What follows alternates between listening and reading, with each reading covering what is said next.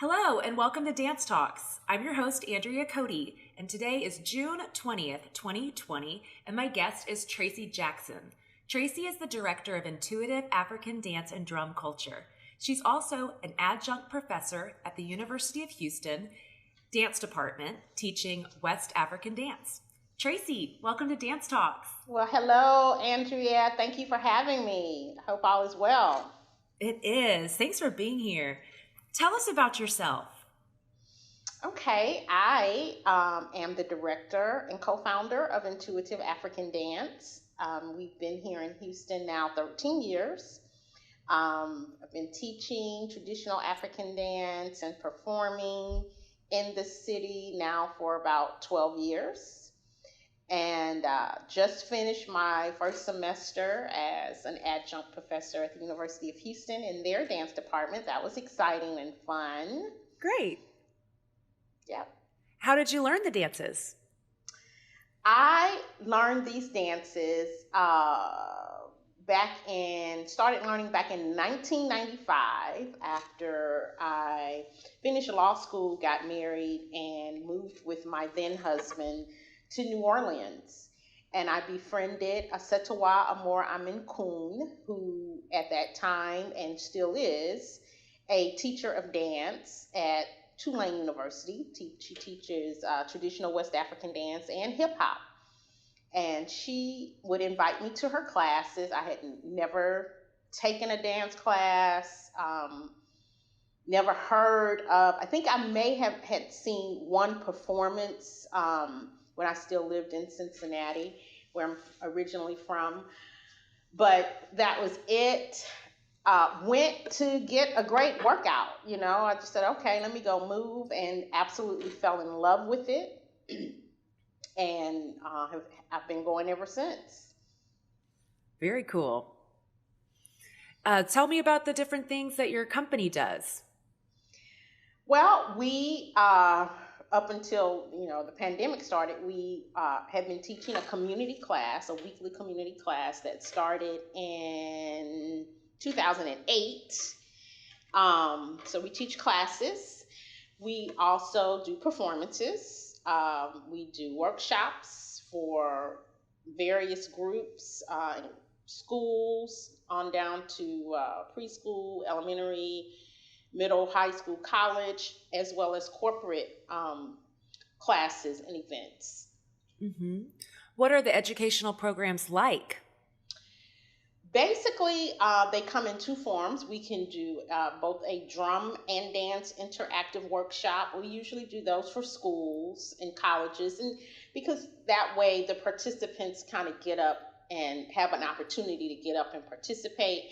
They have an opportunity to learn basic techniques on the drums. And we take a bunch of drums, we take shake-a-rays, the cowbell, and we give the participants an opportunity to just learn some basic techniques.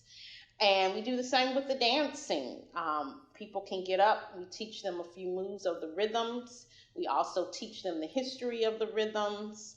And everybody seems to enjoy that. Yeah, cool. What's your typical performance like?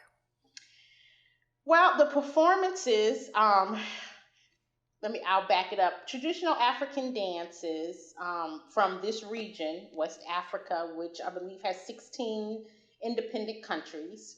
Our genres of dance focus mainly from the countries of Guinea, Mali, Senegal, a few from Ghana. So we perform for, people contact us for performances, I'll put it that way. So, for different events, birthday parties, baby showers, weddings, you name it. So depending on what the event is, we try to cater our performance to provide specific meaning for that occasion. Our performances last anywhere from 15 to 20 minutes to an hour. It all depends on what the person wants, what the school wants. So we try to cater to the needs of the event planner. Wonderful. What would you do at a wedding? So at a wedding, There are two particular rhythms that come to mind. They are called Nyankadi Makru. They are always performed together. They are full moon rhythms, and they are specific. The rhythm is specific towards choosing and solidifying a relationship with that person you have chosen. Um, those rhythms are performed both by men and women. Um, when you choose your mate and that is reciprocated, there's a scarf tied around each person, and then Makru celebrates that union. So that's an example of of rhythms we would do for a wedding. Cool. How would you describe your personal style? My personal style, performance. Okay, so as a dancer, all dancers know, dancing is athletic. So, you have to keep your body conditioned. And that, I guess being a director and a teacher, you multitask. So my performance style has definitely been a work in progress over the years. In fact, during this quarantine process, I've just kind of had more time to focus on my performance style because, obviously we're not performing and there are no regular classes going on. Mm-hmm. So I've had the opportunity to take a lot of classes online from different teachers and really just pay attention to me. I put a big mirror in my living room. I have mirrored closet doors. I took one of them off and brought it downstairs and set it up against the wall. So, I can really look at myself and see, what things I have to work on. Traditional West African dances are what I would say are spirit filled because the dances are danced and performed behind, and they are rooted in specific meaning. And I think it's very important that your movement, resonates with the meaning that you're trying to express. I always tell my dancers, remember why you're dancing. Remember the meaning of the dance, right? So that, you know, some people, you look at them and they're just like, oh my God, how can they move so fluidly, And then some people may have the technique down, but they have not released. They haven't gotten to that stage in their performance learning where they have surrendered to the movement and let go of that insecurity, I would say. And you can get lost in that sound of those drums and just let go. I've heard some dancers describe it as you kind of feel like there's somebody else out there with you, Yeah, yeah. Because, these rhythms are centuries old, right? And they were designed to symbolize everyday living situations in the villages, in the communities, some of which are religious, that are rooted in, spiritual or religious beliefs. So that's where that comes from. When you kind of surrender to that, you kind of, get lost and your body is kind of on autopilot. Mm-hmm. I love that you're using this time alone to spend more time with yourself. Yeah. Yeah. My boys are now at the age where they're kind of doing their own thing. And so I'm, before the quarantine, most of my work as an attorney was done at home anyway, even though I do have an office that I can work out of. The nature of my practice does not require me to be in court often. I do a lot of brief writing. You can do that anywhere. So I was kind of accustomed to being at home anyway. It is different now because before I was still running around with my boys when they were in school, but now I don't have that. So I'm filling the void of taking additional classes. Yeah, awesome. Who have you been taking classes from? Oh man, I call it the quarantine blessing because these apparatuses, Zoom, all this stuff, Google Meet. You can take classes with anybody, anywhere. So Yusuf Kumbasa is a big teacher from Guinea. Bonfi is a teacher also from Guinea who has played and danced on Broadway. Jenaba Sako is from Mali. She's great, because they're within the West African region. There are different genres of traditional West African dance. Each country, has their own style. We deal with the djembe and the dunun drums, but in other countries like Senegal, they also have sabar drums. They have katiro drums. So, it gives me an opportunity to kind of take more classes from people who I don't get to travel to and take classes with because, they may not be teaching, or even if I get to travel to New York and take classes, that's one time out of the year. Now, I'm taking, 3 classes a week. So, Cool.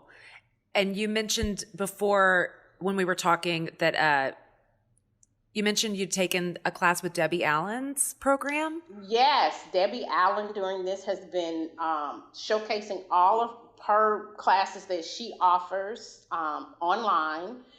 And I've been able to take Catherine Dunham technique classes. I think she has someone that teaches West African dance also, in addition to other genres. So yeah, cool. It's just been a blessing. It's like, wow.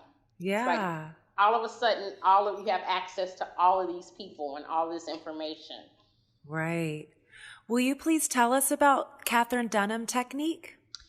Catherine Dunham, okay, as we know, she is a foremother of one of the foremothers. Pearl Primus would be the other foremother who kind of started bringing traditional African dance to the forefront in her performances.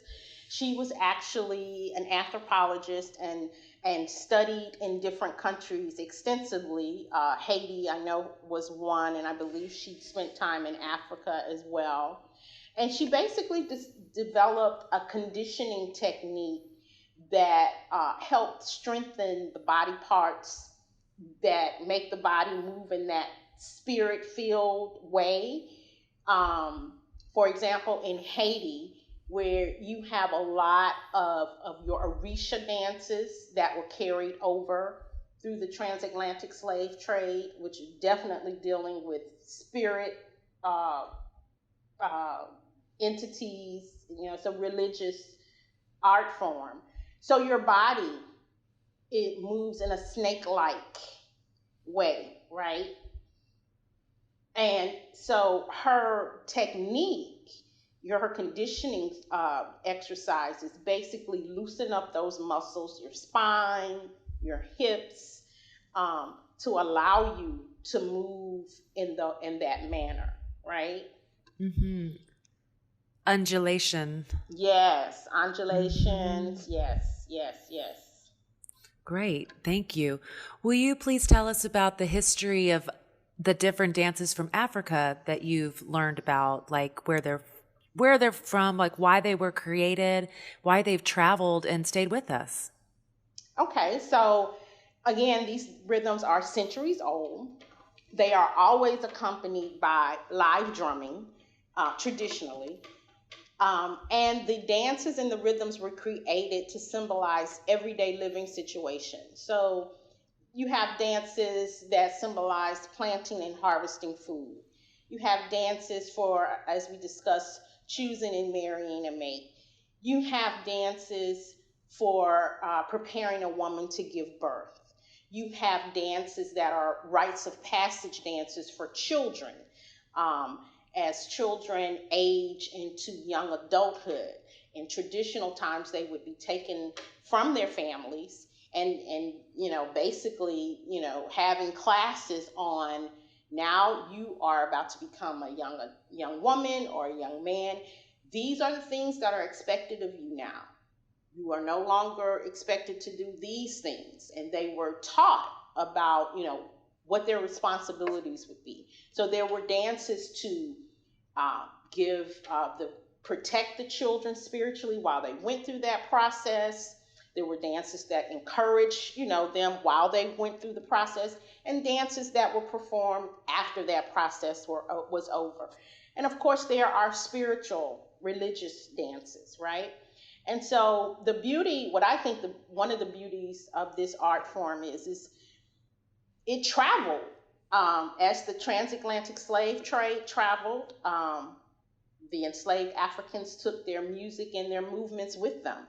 And, I have a map that I use in some of my workshops where, it shows the enslaved Africans went to Europe, of course, the North American continent, South American continent, basically everywhere in the world, And what happened was their traditional music and movements either transitioned. I would say here in the United States, the rhythms transitioned rather than fused with, because in the United States, the drum was forbidden, with the exception of one city. But in other countries, the drum was synonymous with other musical instruments that were being played by the indigenous people that lived in those countries. So the genres fused, the polycentric movements and the polyrhythmic sounds fused with what already existed. So, for example, in this country, the transitions, the drum was forbidden. So what you saw is the enslaved West Africans would transfer the rhythms to their feet, say the drum rhythms. They couldn't play the drum. They transferred it to their feet. Tap dancing, right? Wow. The fast syncopation of tap dancing. Mm-hmm. Voice, if you think of, gospel music, right? Those rhythms were transferred to voices or instruments. If you think of, and Louis Armstrong, of course, wasn't enslaved, but if you see the transition of the polyrhythms, he's playing it with a horn, right? Taking one note and creating 1,000 from that one note. Yeah. So that's how it kind of melted out here in this country. In other countries, you had, whole new genres of dance born, steel drumming in the Caribbean, rumba and salsa in your Latin American countries. Mm-hmm. So that is how, and that is why I think everybody can benefit from learning something about this art form, because no matter what music genre you like, there's something that can connect back to these rhythms. Mm-hmm. Do you hear African rhythms and music in classical European dance, European music? You do. You again, the polyrhythms, the way music is arranged. For example, the drumming in African music. It's so interesting that you say that, because, oh gosh, I guess it's been about 6 years ago. We were contacted by the Houston Symphony to do a performance with them. They have an educational series that they do every year. And that year the theme was an African theme.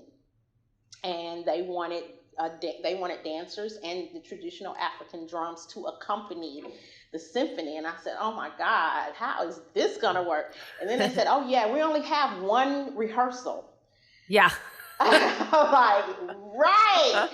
So it was interesting, but we actually did Yankadi and Makru, because those rhythms are also played with the bilophone, and the bilophone is basically a precursor to the xylophone. Mm-hmm. And they wanted rhythms that can be played, but it turned out. So we were dancing to a symphony that was accompanied with traditional African drums. And so was that music a fusion of genres, African and European, or was it like you were playing European music with that instrument? They basically patterned their musical arrangement around the drumming. Ah, yeah. So it was a Yeah, new song, kind of yeah, taking the drums and adding all the other orchestral yes, yes, instrumentation. yes, yes, Uh-huh. yes, yes. Cool. Yeah, yeah. It worked out really good. Yeah, that's beautiful. And then you got to dance to it too. Yeah, yeah. Was your uh, what was that like? What was the dance? How did It, that it was influence it? Yeah. amazing. It was Uh-huh. it was well received. I was extremely nervous because I'm like, oh my God. First of all, the timing. The symphony plays a little slower. We only had one rehearsal, but we did, and we actually had to do two shows. It turned out nicely. It turned out very nicely. Did it change your dance style? No, Uh-huh. we performed the traditional movements. Yeah. Yeah, Oh, cool. yeah. What were those rhythms? We did Yankadi and Makru. How do they Yeah. go? Um. So Yankadi, okay. So with the drumming, so your djembe player, which is an hour-shaped glass drum that's played with the hand, that is the lead drummer. He leads the drum ensemble. He also signals the dancers when to start and change by playing what's known as the break or the call. And so the break for Yankadi goes ba ba ba ba ba ba ba ba ba ba da da da ba boom ba ba ba boom ba ba ba ba boom ba ba ba boom boom boom boom ba boom ba ba ba boom ba ba ba ding ding ding ding ding ding ding ding ding da da da da. So you keep in mind you have four drums being played. You have the djembe, and then you have a set of three drums that are being played either by one person or sometimes they're broken down and one person is playing each of those three, each of the drums in that set. And so Makru, which is the follow-up rhythm for Yankadi, is bam bam bam bam bam ba dun dun ding dun dun dun dun dun ding ding dun dun ding dun dun ding ding dun bam bam bam bam. That's the break for that. Oh, cool. So those rhythms, do they repeat for the whole song? Yes, so you have the basic rhythm, but there's room for the drummer to put their own creative style in it, as long as they stay within the timing of the rhythm. So the djembe player, think of the djembe player as a lead vocalist of a choir. The lead vocalist, will go everywhere. Yeah. The choir is the background, right? The same with the djembe. The doom player is the foundation. The djembe player, the lead djembe player has license to go wherever. You will also have djembe players who accompany the lead djembe player who will play a steadier rhythm, and the lead djembe player kind of goes everywhere but comes right back to that break when it's time to change your step, change your movement. So when they play the break, is that when you're supposed to kind of like snap back in and listen to like, okay, what's next?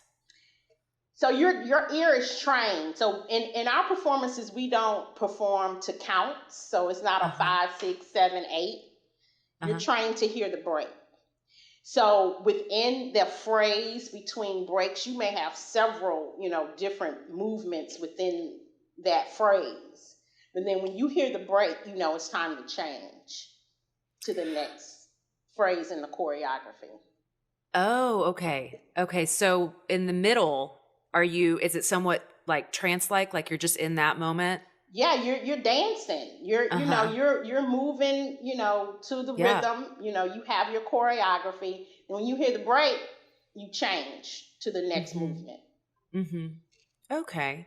So that tells us, I think, a little bit about your creative process too. Like you guys have this a plan of an order. Yeah, yeah, yeah. So, there are specific movements to each rhythm that are like if you see a rhythm, if you see somebody dancing and you see a particular movement, you'll be able to identify that rhythm. Like, oh, you see that movement, that's Doom Doom Bob. Each rhythm has specific movements that are unique only to that rhythm, right? Now, traditional West African dance, when you go to these villages and you see the village people dancing, they may only have 2 or 3 or 4 movements to what they're doing, but you're going to see the signature steps. Now, those teachers, the teachers that I learned from, that I refer to as master artists, who basically come from different countries in the West African region and performed with the professional dance companies for those countries. For example, Ballet Africains, that was the national touring company that they traveled the world touring. So what they did, and they came from different countries in that region, and they had to go around to all of those countries and learn the traditional dances, and to make them presentable on stage performance wise, they would embellish and call it ballet style, right? But there are traditional movements within that style that helps you identify, oh, that's lamban, or oh, that's dundumba, or oh, that's soli. So each rhythm has their own unique movements. If that makes sense. Yeah, it does. So what do you see in terms of the ballet style, like from going from a village onto the stage? How does it change the dance? And then does it go back to that? Basically, the ballet style incorporates all the traditional movements, but adds a little flair to make it dramatic, right? So, when you see things, with the hands and twirls and turns, though, that's ballet style. Okay. Choreography, basically. Do you guys do that when you perform? Oh, absolutely, because that's who we're learning from. We're learning from those choreographers. So that, okay. Yeah. Who are some of the master drummers you recommend? Wow. Well, one was here in Houston up until 2008. He's also from Guinea. I believe Muhammad is in Rochester, New York. Muhammad Diabe, wonderful djembe player. Menge Sila teaches djembe and doon classes. He's from Guinea, and I think he resides in New York also. Mbimba Bangora, a wonderful djembe player. And all of these guys are having online classes now. So you can research them and find out their schedules. It's a wonderful opportunity because this art form is, there's no like formalization of it. Like there are no notes that you can study and play like when you're studying the piano. It's by ear.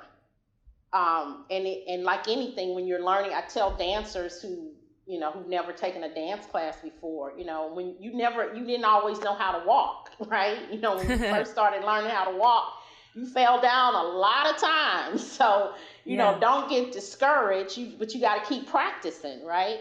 My sons who are now 18 and 20, they've basically been drumming for 15 years because I started them when they were like 5 or 6 years old. And when I would go to classes, I would make them sit with the drummers. And I bought them a drum and I would make them sit with them. And, 10 years later, they're in class and I'm listening to my younger son play the breaks for all these rhythms. I'm like, oh, wow, you know it, Yeah. Just soaked it in. And the same with the dancing. That's how I learned. When I was in New Orleans, before I moved here, I took classes with a Setowa, and I travel to different conferences, or I'll bring master artists in town, and we have classes. Awesome. Do most drummers specialize in one drum? Most drummers do specialize, but they usually know how to play both. My sons can play both. My oldest prefers doom. My youngest is the djembe player. Awesome. What have you been up to lately? Well, aside from taking classes, I have taught a few classes. I taught a class in the park a couple of weeks ago, actually, in Emancipation Park here in Houston. Um, all the stuff going on, the tension, and on top of being, in this forced uh, isolation or forced state of stillness, I'll call it. I think people were uneasy, anxious, experiencing all kinds of emotions. I know I was, and this art form has, I've been doing it now for 25 years as a student and a professional, and it is my go-to self-care help. It's like, oh, I need to dance, I need to hear the drum, I need to. So I put on this class simply for healing and for releasing, for people to come together, hear the drums. We danced two rhythms, kakilambe and dundumba. And again, the beauty of this art form are the meanings of the rhythms. Kakilambe is a spiritual rhythm. I hesitate to say religion because they have no formal names. But if you see this rhythm performed, you will see a masked dancer who represents a spiritual energy that comes at a consistent time. I believe it's once a year. I believe so. And when the spirit comes, people go to the forest with their offerings, asking for blessings. We do the same thing in church, right? I don't know what religion you may be, but if the pastor or the priest calls you to come to the altar, to give your prayers or ask for blessings, it's the same thing. So I chose that rhythm because I wanted people to set their intentions. There's a lot going on in this world that needs to be corrected. So for yourself as an individual, for your family, for your communities, what do you want to see change, or what do you want to see happen? Ask, be clear, ask for those blessings, right? And then we followed up with dundumba, which is a rhythm that is performed as the men go off and prepare for war. And, we have challenges in our life every day. It feels like war, So I use dundumba to, help people, get your strategy, get your tactics down. How are you going to tackle this?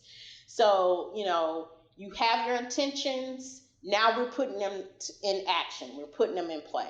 I really believe those traditional rhythms, which tells you just how astonishing they are. These rhythms are centuries old and were born in a time when we didn't have computers, cars, electricity. Everybody had to plant and harvest their own food, you had to go kill the goat or the cow or the chicken. But the meaning behind the rhythms can still be implemented today, and that's profound to me, that you can use something like dance and drumming to help propel you through situations. And that's what I try to use the art form for. Powerful. Mm-hmm. When you were at Emancipation Park doing this, what were you asking for? Ooh, I was asking for clarity. I was asking for resolution. I think this is a time, this forced stillness, it gives us an opportunity to go within. And, my prayer for the world, and this has been my prayer for the world for a long time, if if each person just looks in the mirror, like Michael Jackson's song Man in the Mirror, if each person just goes inside and deal with their unhealed traumas, I would say, if everybody did that, what kind of ripple effect would that have in the world, right? I mean, think about that. If everyone healed, and everybody has some type of trauma that, something that happened in your childhood. Maybe you were the younger child and you thought you weren't treated as fairly as the older child. Your parents didn't take as many pictures of you as a baby, and you some kind of way internalized that and felt some kind of way, right? Something that small that can affect your behavior as an adult if you really have internalized this and feel a certain negative way about it. So whatever those may be, if we just kind of look inside and reevaluate and look at conditionings that we may have grown up in that we are not aware of, that has shaped, how we see things, right? Everybody has that. We go back in and everybody looks at that and really analyzes it and says, oh, maybe I have engaged in this behavior, although it wasn't intentional. But now that I can see how maybe that may have been perceived as whatever kind of way. So, those are my things. Those were some of the things I was thinking while we were in Emancipation Park at 2:00 on a Sunday afternoon, and everyone thought it was going to be blazing hot, but we found shaded trees, and there was a constant breeze going the entire time. So it was definitely, I took that as confirmation of, yeah, this is something that's good. This is something that's good. It sounds like it was really wonderful. Yes, it was nice. And right on time. Yes, absolutely. Are you going to do it again? We might. One of my drummers is out of town for the summer. My oldest is on an internship. So that's always the issue. Got to find drummers. So we'll see if I can find some. Most definitely. Yeah. How have you seen African dance take shape in our culture over time since you've come to learn it? Like how people understand it or get involved with it or react to it? Well, I would definitely say that just from our experience of performing in front of very broad audiences of every ethnic group and race, it is very well received by adults and children alike. People really, really love the drumming. And what I have seen over the years is more and more the traditional rhythms or drumming styles have been incorporated into entertainment. Your artist movies. I've seen television shows where they, may have a African dance class going on in the backdrop. So it's definitely becoming. It's coming to the forefront. Mm-hmm. I've had educators on every level, elementary, secondary, and primary educational levels in the dance community. The students and the teachers are looking to broaden the dance training into different genres. Mm-hmm. To, people, are interested. Of course, ballet and modern are important as well, but people want a broader foundation. The class at U of H was very well received. The students told me, we've never had a class like this before. In light of the pandemic, we could not have our annual spring show that the seniors produced choreography for, and we had to produce some choreography So one of the professors came up with the idea of having them video a choreographed piece that they chose, and we did a Zoom meeting, and the pieces were displayed, and it was beautiful. Oh, it was so Wow. creative. And several of the students choreographed an African dance piece. So I was very proud and pleased of that they received it and liked it enough to, choreograph a piece to some of the things that they had learned. Cool. Yeah, it's very Yeah, neat. I can see that what you're talking about with it coming really to the forefront, dancers wanting that versatility. And Hmm. I think they see it, so they want it just because now they know about it and it's Yeah, within reach yeah, because you and people like you are giving it to them. And there's a pathway, like you see, maybe so you think you can dance might not still be around when you grow up, but Lion King Broadway tour is probably going to be around for a long right, time. right, yeah, yeah, yeah. I mean, like we've already discussed, polyrhythms, that's universal, Hmm. and we did a performance with African drumming in a whole symphony, violins and everything. So it definitely has a place.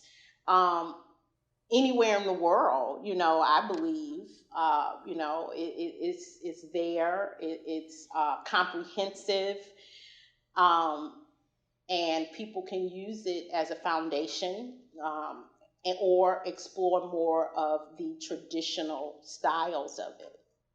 Hmm.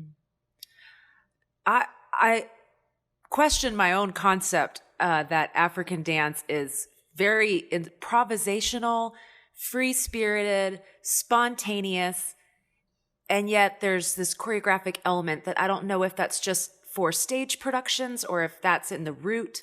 Can you tell me a little bit more about that in a traditional way, and then personally how you go between the two? Well, okay, yeah, that's definitely a difference between performance style and just learning, of course. Um, I would just start with the basic technique of African dance. In control, and an analogy would be to ballet, right? Where your body is up and your body pretty much moves as one unit, right? So what I mean by that, if you're up, your whole body is going one way, right? You're leaping through one way, okay? In contrast, traditional African dance, as I've already described it as spirit filled, you're rooted.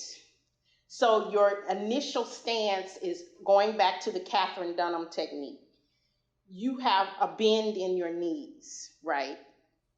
Um, which allows your back and your shoulders and your head to move all of these different ways. You're grounded, okay? And yes, there is definitely technique because remember I talked about each rhythm has specific movements that are unique to that rhythm. So the movements are performed differently. If I was in Guinea in December, and just for an example, we went to what is called a Doom Doom Ba circle. A Doom Doom Ba circle, drum and dance circle, is what I refer to as the original Soul Train line, right? Except you're in a circle and you have a bunch of drummers at the top of the circle and then everybody else around. And you jump out there and start dancing, right? And so they were dancing, and I could not recognize the rhythm from how the drummers were playing. I was like, I don't know what they're dancing. And then the dancer hit a movement. And I said, oh, that's Soko. I could tell by what she was doing what the rhythm was. Ah. Yes, so there are very specific movements, and to execute those movements, to make them look spirit filled, Mm-hmm. you have to get that grounded feeling. Which, if you're not if you have not been trained in West African dance, like I wasn't when I started, that's hard to do because we don't walk like that. We don't walk with a bend in our knees. We walk, our legs are straight, Yeah. So to get accustomed to being in that position and having the strength, the core strength, your glutes and quads being strong enough to maintain your body while, you're doing all this stuff. That's some work. It's some work. Yeah. So, yeah, there's a choreographic piece, but there's also very much a technique piece. Like one of the signature movements from Dundumba, the rhythm I refer to as that we danced in the park, is this, right? Mm-hmm. So you look at your arms. The dance is for men preparing for war. So, you have to remember these dances will mimic what you're doing. So if you are harvesting food, what are you doing? You might have a pick of some in tool, right? So your dance movements are going to mimic that. Animals, this kind of stuff. Animals that are around. Your body will imitate the movements of those animals. So that's where the technique piece comes in. Cool. So how have you been dancing at home and how has it helped you? Like I said, I've been taking classes and I put my mirror here and so I can look at myself, and teaching dance online is different than teaching in a studio because you have to keep your students' attention, right? So basically what we're doing is doing movements over and over and over and over and over again. So it has enabled me to, increase my memory on the movements. I'm at the point now, after doing this for 25 years, I can hear a rhythm and recall movements to that rhythm. Uh-huh. But that's because I've been doing this. Not everybody, if you're just starting, you're not going to be able to do that. Yeah. So for, when you're trying to learn these rhythms, this is a wonderful opportunity. If you have time to take the classes because, you can, I've been taking about 3 classes a week. I mean, I'm pretty sure we have time. Yeah. So tell us why we should do it. Well, first of all, you're moving your body. Let's start with that. There's nothing better than, there's not a better detox in my opinion than a bunch of sweat, and you will sweat. And then depending on your level of interest in dance, period, some people just want to come and move. Like when I first started this, I was not interested in being a dancer that danced on stage. I was not interested in having a dance company. I just wanted a fun workout, Yeah. And this was different because what dance routine do you do to live music? It was just like, wow. But then as I started to learn more, it kind of started going in different directions for me. But not everybody wants that. Some people just want to move. And some people want to do something different when they move. So if nothing else, move. And then, of course, if you are interested in studying, if you are a performer or if you want to teach, then, of course, this is an opportunity to study, Great. Yeah. What's your personal motto? My personal motto right now, my mantra is I'm flowing through the moment, because there are a lot of things going on that we can't control. So I think about, being in the ocean and floating on my back, right? And the waves, kind of beating you up. But if you relax and don't fight it, right? You stay above water, you're still breathing air, and you're moving. It might be a little choppy, might be a little uncomfortable, but if you just relax and go with it, you're going to be all right. So that's my mantra: flow with it. Don't tense up, don't get aggravated, because that constricts your creative process. It makes you a little bit more narrow instead of broad. And I think everybody has to be thinking in a broad sense right now, because things are so dynamic, and every day you're changing depending on what's going on. So you have to stay flexible, right? Yeah. The world is so different now. Yeah. In the blink of an eye. In the blink of an eye. And we're not going back. No, I don't think so. And it's a challenge. I mean, I think about performances. I think there's a way to have performances. It's just going to be different. I mean, I think about live entertainment. Who doesn't enjoy going to a concert to hear their favorite vocalist? Well, you might be doing that from your living room now, and you have to stay flexible because there are some challenges. I mean, hooking up this call today, we had some challenges with the sound and all of that. So if you're uptight, you're not going to be able to overcome, these unknown challenges that come up. Do you have any ideas of what you can do as a performer in the nearest of futures? Well, I like the example I gave that the U of H faculty did. Yeah. And it was flawless. I'm not versed on the technical part, but from what I understand, each student videotaped I think each clip may have been 3 to 5 minutes. And the director of the dance department highlighted each student, had a bio and their picture, and then showed their piece. And it just looked like we were watching a movie. But what was great about it, Andrea, which is, I think, one of, again, a quarantine blessing, while we were watching, we were able to make comments, right? Yes. So all the people, of course, they had invited their families, because these were seniors, these were the senior dancers who, didn't get to do the graduation thing. So their families and everything came, and everybody's just making comments. So it generated this connectedness, right? Yeah.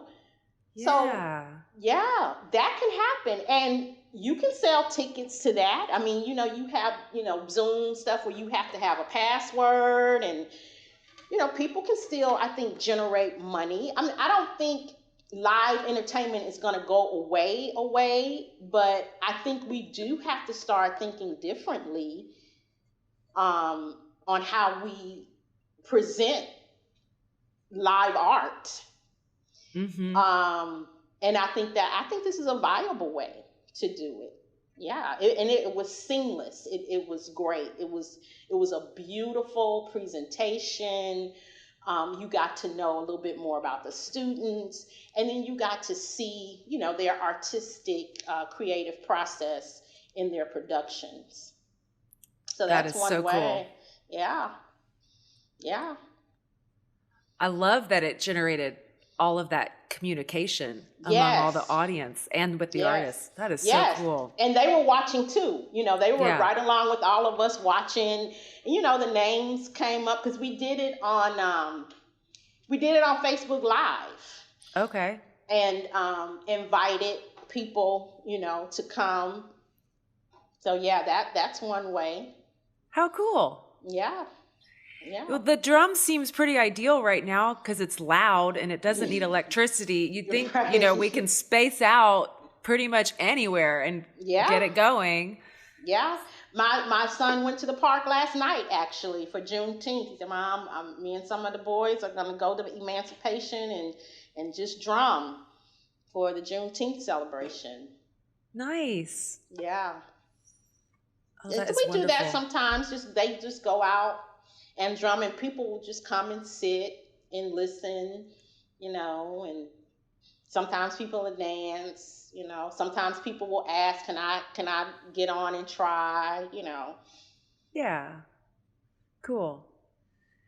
Would you please tell us some about the history of where you think the African dance came through the transatlantic slave trade and slavery? Mm-hmm. Well, you know, like it's really fascinating.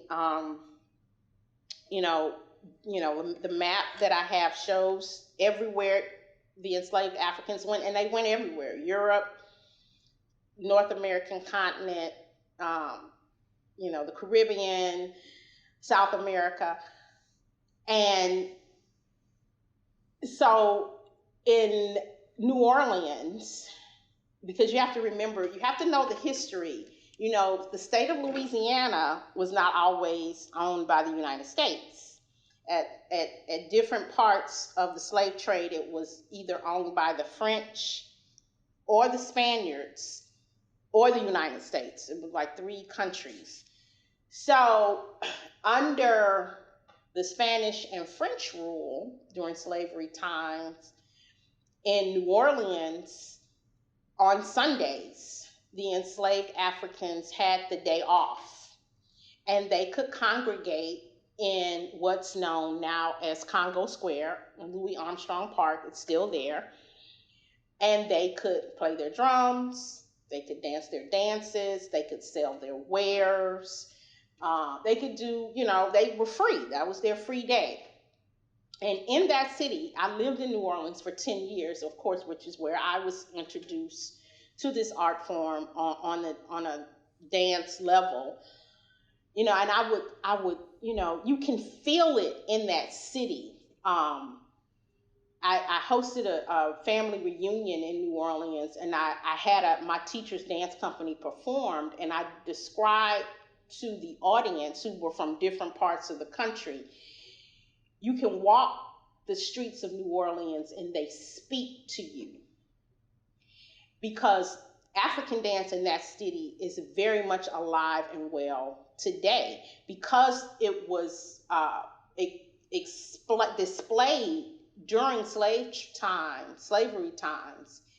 It continued because it wasn't stifled or unencumbered.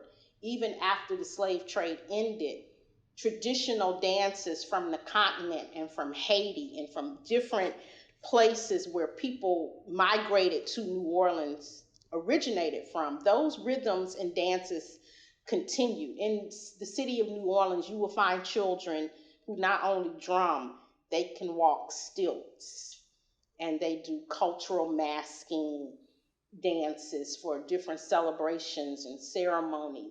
Children, are Mm-hmm. it continued there. So, that's very, very important, and that shows you how something can be allowed to continue if it's nurtured. In the rest of the country, the drum was forbidden. So you didn't see traditional African dances in other cities in this country. That's why New Orleans had this mystique about it, and everybody who would visit was like, ooh, it's so different, because those cultural dances and practices were allowed to stay in place and manifest. Wow. What do you think the process of repression, how do you think it affected the power and meaning in the dance? Oh, I think it intensified it. I mean, okay, there's another, I don't know if you're familiar with capoeira, Yeah. that art form, martial arts. Well, I don't know if you know, that originated out of African dance. The enslaved Africans started engaging in movements to release themselves from bondage, literally, from the shackles. And so they created these movements in that you see in capoeira, right? And of course, it evolved to movements that became, very fluid and dance-like, and is accompanied by their own music. Mm-hmm. Um, but dance and drumming was a way that I really believe, and you might not find this in textbooks because this art form is not discussed like that, right? I mean, let's just be real about it. You don't see it discussed like that, but I truly believe that that was the outlet for the enslaved West African, drumming and dancing. And if the drum was forbidden, they danced and they sang. They transferred those rhythms to their feet and their voices, right? Um, and during those times, of course, they were introduced to different instruments like the fiddle, which of course there was a precursor in African countries. You can look these things up. I think I mentioned the xylophone was the precursor of the xylophone. Looks just like the xylophone except it's wooden, right? And the enslaved Africans mastered the fiddle and these other instruments, and they kept dancing and singing. As we know, on plantations, they were usually entertainment for the slave owners and their families, right? But it was a way that they were able to release, able to come or at least escape the oppression in a demonstrative way, because you can move your body and your audience may not know what they're looking at, what it means, unless you explain it to them. And I really believe that is why I'm here today, because that system, while whole millions and millions of people did die, millions and millions and millions more survived and kept reproducing, right? Even under those conditions. So I think this art form is very, very powerful. I have seen how children react to drums. I have seen toddlers literally trying to crawl out of their mother's laps, trying to get to a drum when they heard it. I have seen animals react to the sound of a drum. We had a birthday party for like a toddler at a residence that had a farm and cows, and the drum started playing, and the cow just walked up and stood there and was listening. He might have even been dancing a little bit. I couldn't focus all my energy on the cow, but it was amazing. It was amazing. And so, that's how I know, it resonates with anyone, Yeah. Mm-hmm. It's a hard-earned treasure. Yeah, it is definitely the blessing. I think in everything there's a blessing. We may not understand it at the time because some things can seem so horrific. I mean, just like we're in now. I mean, may he rest in power. George Floyd's death has ignited conversation. Of course, protest and people speaking out. But I think more importantly, people are actually starting to converse with each other about some difficult subjects, and that needs to be done. If we're going to seek a resolution, those conversations have to be had, so at least there can be an understanding, Mm-hmm. Yeah, that power of dance is still so strong. Very much so. Impactful, and it's so wonderful that you're sharing it. Yeah. I knew that even before I started a company, when I was still living in New Orleans, I hosted a family reunion on my dad's side of the family. And I believe I told you I had my teacher's dance company perform. Yeah. And an elder relative came to me and she was crying, and she said, I want to thank you, because pretty much no one in my family had ever seen African dance. That's how foreign African dance is to us as African Americans. Wow. We've been cut off from that history, that African culture. But she came up to me and she thanked me, and she said, my daughter, who was an adult, she said, my daughter has been going through such a hard time. And I have not seen her smile in months. And my daughter smiled tonight.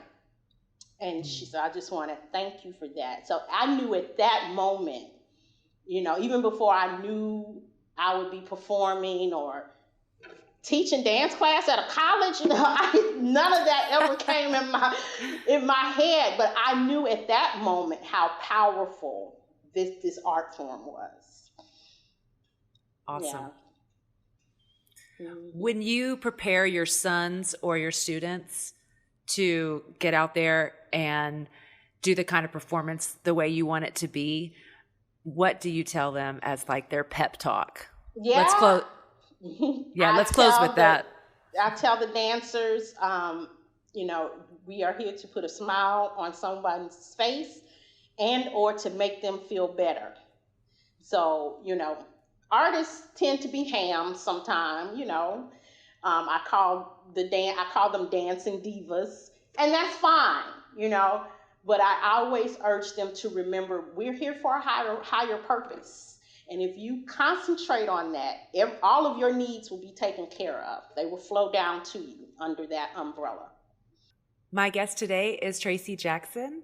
Tracie, thank you for being a part of Dance Talks. Thank you, Andrea. It was fun.